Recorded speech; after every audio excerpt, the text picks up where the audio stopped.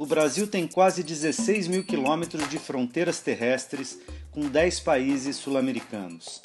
Vigiar e fiscalizar essa área gigantesca não é tarefa simples, principalmente nos lugares menos povoados, com vias pluviais e florestas fechadas que fazem parte da rota do tráfico de drogas, de armas, e são porta de entrada e saída para outras mercadorias contrabandeadas, seja pelo ar, por terra ou pela água. Para enfrentar essa criminalidade e salvaguardar o país, o governo anunciou recentemente um plano estratégico de fronteiras, com verba de 120 milhões de reais e uma proposta inédita de cooperação entre órgãos que trabalham diretamente no controle dessas regiões, como a Receita Federal, a Polícia Federal e as Forças Armadas.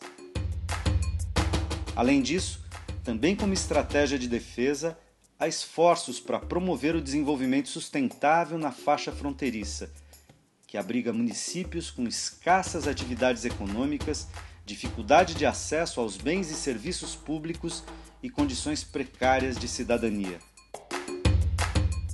Discutir ações e políticas capazes de ampliar a soberania nacional, fomentar a integração entre povos e governos e, ao mesmo tempo, melhorar a qualidade de vida de populações historicamente vulneráveis que vivem em áreas de fronteira é demarcar a construção de um país melhor e mais justo para todos.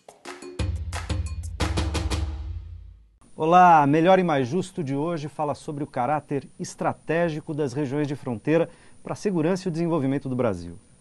Para essa conversa, convidamos Felipe Giuseppe Dalbo Ribeiro, geógrafo, professor de Ciências Políticas e Relações Internacionais da FESP, Fundação Escola de Sociologia e Política de São Paulo. Rosângela Morello, diretora do IPOL, Instituto de Investigação e Desenvolvimento em Política Linguística e coordenadora do Projeto de Educação nas Fronteiras. Gustavo Coelho de Souza, coordenador da pós-graduação de Geografia da PUC-São Paulo, e Cláudia Cibele Freire dos Santos, coordenadora geral de programas macro-regionais e gerente executiva do Programa de Promoção do Desenvolvimento da Faixa de Fronteira. Sejam todos muito bem-vindos. Apesar de diverso, o aparato humano e tecnológico para o controle, fiscalização e integração nos limites do nosso território, do território brasileiro, a gente sabe é insuficiente.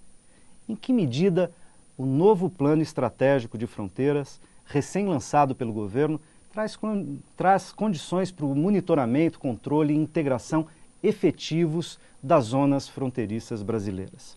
De novo, bem-vindos. Vou começar com o Ministério da Integração e com as moças, né? Cláudia, por favor, o Plano Estratégico de Controle de Fronteiras é um plano muito mais de defesa, das Forças Armadas, etc., mas ele vem em boa hora e que outras ações são necessárias e que o Ministério da Integração, por exemplo, promove na direção de pensar a faixa fronteiriça brasileira? Bom, o Plano Estratégico de Fronteira veio numa excelente hora, né? A gente sabe que muitos problemas, a fronteira é porta de entrada de muitos problemas no país, questão dos ilícitos, do contrabando, exploração sexual, infantil e vários outros. Mas também a gente precisa trabalhar a questão do o que fazer, entendeu? Em contraposição a essas questões de ilícito no país. Ou seja, a gente precisa dar alternativas locais para o desenvolvimento desse território, para que comunidades, famílias, cidadãos fronteiriços tenham alternativas para não se enveredar para o crime e outros ilícitos, né? Então, assim, o governo federal tem uma preocupação crescente em relação a isso. O ano passado, em 2010, a gente lançou, por meio de um decreto presidencial do então, na época, ex-presidente Lula, instituindo uma comissão permanente para o desenvolvimento e integração da faixa de fronteira. Então, essa comissão ela é composta por 20 órgãos do governo federal que trabalham políticas públicas específicas para faixas de fronteira. E, inclusive, fazem parte o Ministério da Defesa, o Ministério da Justiça, porque as políticas elas precisam ser integradas não só no combate aos ilícitos, mas também as políticas de desenvolvimento. Por que a gente sentiu? A gente sentiu a necessidade assim, que tinha cada órgão por si só estavam desenvolvendo ações na faixa de fronteira. Essas ações elas estavam muito fragmentadas e às vezes a gente não sabia o que o nosso parceiro fazia. Então a finalidade dessa comissão ela é realmente trabalhar permanentemente esse território da faixa de fronteira, né, um modelo de gestão permanente, um modelo de gestão que veio a partir de um estudo, né, e organizar a atuação das políticas públicas brasileiras na faixa de fronteira para uma melhor integração com o país vizinho.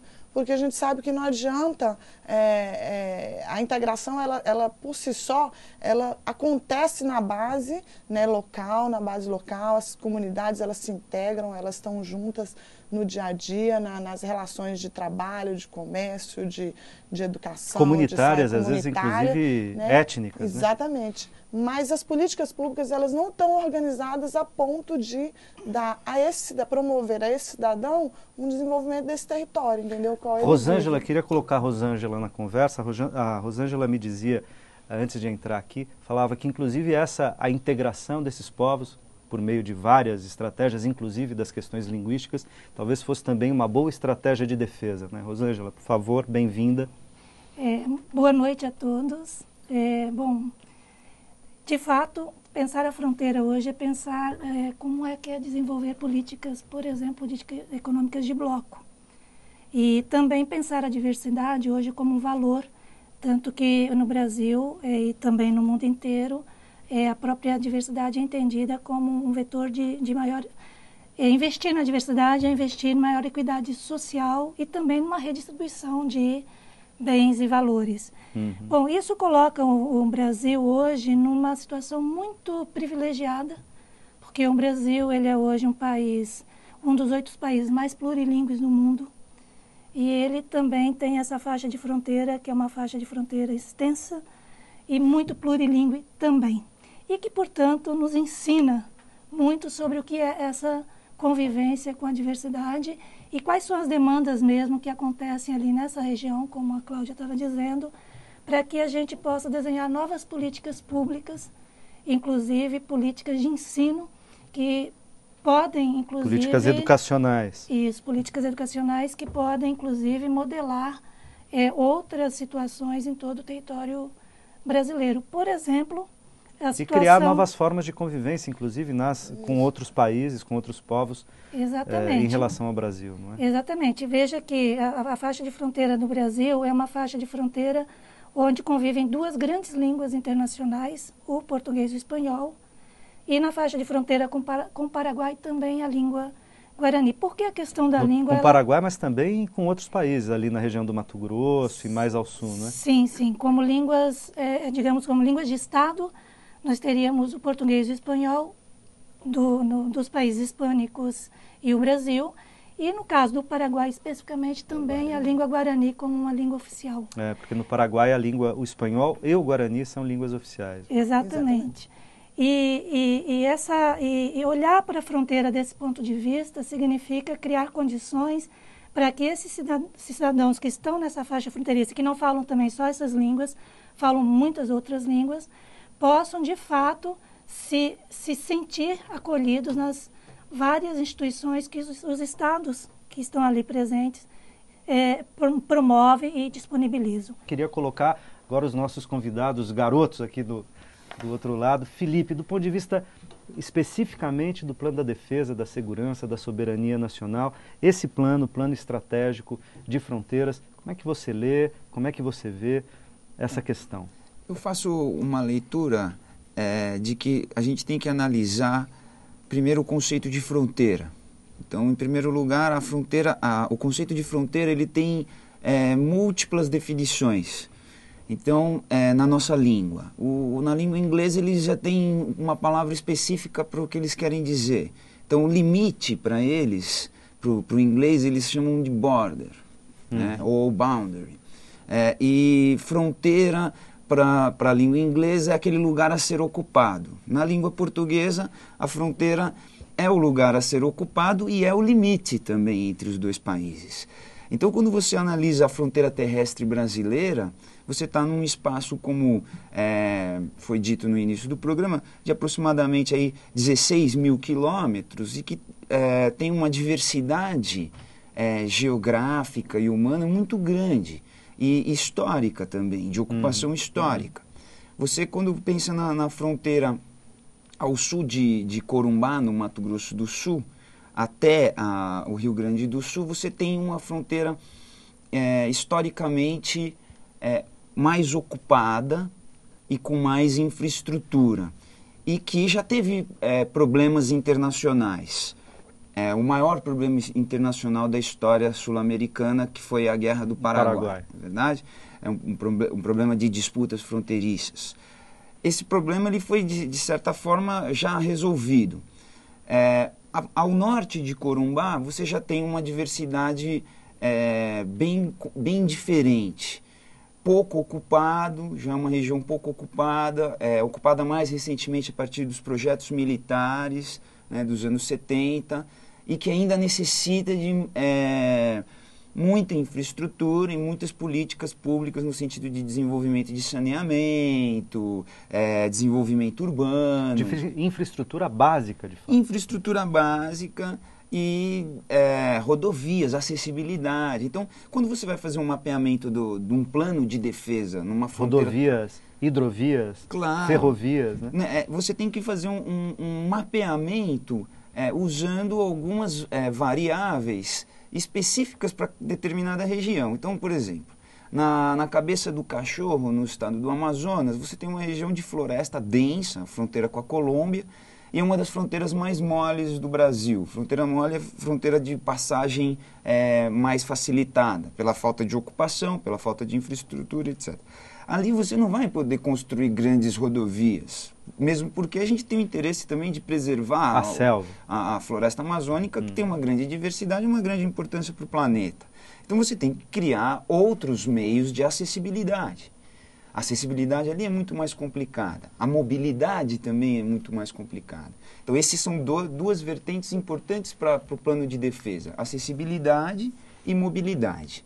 Outra coisa importante nas fronteiras mais ocupadas, ao sul de Corumbá, as fronteiras com a Bolívia também são fronteiras um pouco complicadas no sentido do contrabando e do tráfico de drogas, os agentes não estatais. Esses são os principais problemas do Brasil hoje, e não os estados em si. Quer dizer, o Brasil não tem inimigos no seu continente. Então, isso é uma coisa importante que a gente tem que sempre ponderar. Não temos inimigos declarados no nosso continente, somos um país aberto à integração. Então, os inimigos que nós temos são os agentes não estatais. Queria ouvir o Gustavo sobre essa questão, na verdade sobre essas duas dimensões ou latitudes da questão, uma trazida a meu pedido pelo Felipe e pela Rosângela e pela Cláudia, quer dizer, de um lado da defesa, de outro da integração, na linha, nessa imensa linha de 16 mil quilômetros, com todas essas diferenças já pontuadas, como que você vê as questões de fronteira para o Brasil? Obrigado, boa noite. Eu acho que esse plano ele vem colocar no final a fronteira na agenda política brasileira, porque, como o Felipe estava falando, a formação do território brasileiro é uma formação do território como característica de ocupação do litoral, né? O Brasil, historicamente, é um país que não olhou com a sua fronteira, com algumas exceções, como o caso da exceção da fronteira, a gente chama de tríplice fronteira, do Paraguai, Argentina e Brasil, que foi exatamente o foco do único grande conflito militar que ocorreu aí no século XIX, a Guerra do Paraguai. O fato é que tanto as políticas públicas e a própria ação de Estado no Brasil, ela deixou muito a desejar com relação às questões fronteiriças, porque a rigor, como o Felipe falou, fronteira na concepção das políticas eram áreas de ocupação, áreas passíveis de ocupação, como, por exemplo, o tradicional conceito de fronteira agrícola. Né? O fato do Brasil hoje se voltar para políticas de fronteira já mostra um ganho enorme dessa mudança de olhar com relação ao interesse regional. Quer dizer, na verdade, assim, o interesse regional brasileiro ele foi muito restrito ao núcleo, inclusive, que gerou o Mercosul, né? Que são as relações tradicionais que o Brasil estabeleceu de comércio e de troca de pessoas, e trocas culturais, e disputas, inclusive, territoriais, né? Nós tivemos disputas territoriais lá no norte, a questão do Amapá, a questão da Guiana, que foram resolvidas no início do século, no final do século XIX, no século XX, e acabou, quer dizer, mais a questão do Acre também, até 1904, depois nunca mais o Brasil se voltou para essa grande faixa, né? Que o Felipe bem anotou, que vai do Corumbá para o norte. O fato do Brasil estar olhando com um olhar de políticas públicas, não uma política de integração do tipo que aconteceu no regime militar, que era uma política que procurava a integração nacional para a segurança nacional, quer dizer, a segurança de fronteira no sentido da borda. Da ocupação militar, defesa Exato, do território da faixa. Exatamente, como uma questão da soberania e defesa. Inclusive, tinha uma característica interessante que no discurso do regime militar, dos atores do regime militar, que diziam o seguinte: a Amazônia, de certa forma, a gente tem uma certa segurança porque aquela Galileia ela é intransponível. Então, as fronteiras da Amazônia estão relativamente seguras porque ali ninguém vai entrar. Pensando numa estratégia de guerra convencional, né? De disputas territoriais convencionais. Era o olhar principal. Esse era o olhar que existia. Então, o que acaba acontecendo é que essa proposição de um novo olhar para as fronteiras brasileiras era fundamental, tanto do ponto de vista militar, como também do ponto de vista cultural, de integração cultural. Eu preciso fazer um rápido intervalo e daqui a pouquinho a gente volta com o segundo bloco, não sai daí.